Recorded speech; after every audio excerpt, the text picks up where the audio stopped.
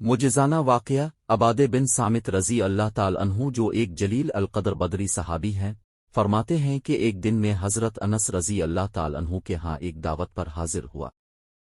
एक बांदी मेरे लिए एक तौलिया लाई। तौलिया काफ़ी मेला था। हज़रत अनस ने कहा कि इसको साफ करके ले आओ। वो बांदी भागी गई और जलते तंदूर में इस तौलिए को डाला और उठाकर वापस ले आई। मैंने देखा कि वो तौलिया बिल्कुल साफ सुथरा मेरे सामने था।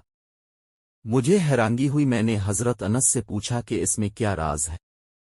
उन्होंने बताया कि एक मर्तबा नबी करीम सल्लल्लाहु अलैहि वसल्लम मेरे यहाँ तशरीफ़ लाए थे। मैंने अब सल्लल्लाहु अलैहि वसल्लम के हाथ मुबारक धुलवाए और अब सल्लल्लाहु अलैहि वसल्लम को हाथ खुश्क करने के लिए तौलिया पेश किया, जिससे अब सल्लल्लाहु अलैहि वसल्लम ने अपने हाथ मुबारक खुश्क किए। इस दिन से आग ने इस तौलिए को जलाना छोड़ दिया।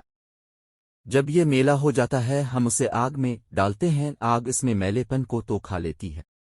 साफ तौलिया हम आग से बाहर निकाल लेते हैं। ये एक मर्तबा सैयदा फातिमा और ज़हरा रज़ी अल्लाह ताला अन्हा ने रोटियां लगाईं। नबी अलैहि अस्सलात वस्सलाम ने भी एक दो बनाकर दें। काफ़ी देर के बाद जब सब लग गईं तो हैरान हुई कि इस में से एक दो पक ही नहीं रहे। इसी तरह आटे का आटा मौजूद है।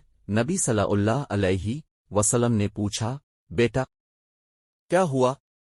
अर्ज़ किया, हुज़ूर सल्लल्लाहु अलैहि वसल्लम, दो रोटियां ऐसी हैं जो पक नहीं रहीं। फरमाया, हाँ ये वही रोटियां होंगी जिन पर तेरे वालिद के हाथ लग गए। अब आग इस आटे पर असर नहीं कर सकती। नबी करीम अलैहि अस्सलाम जिस चीज़ को छू लेते थे इस पर यूं असरात हो जाते थे। सुबहान अल्लाह।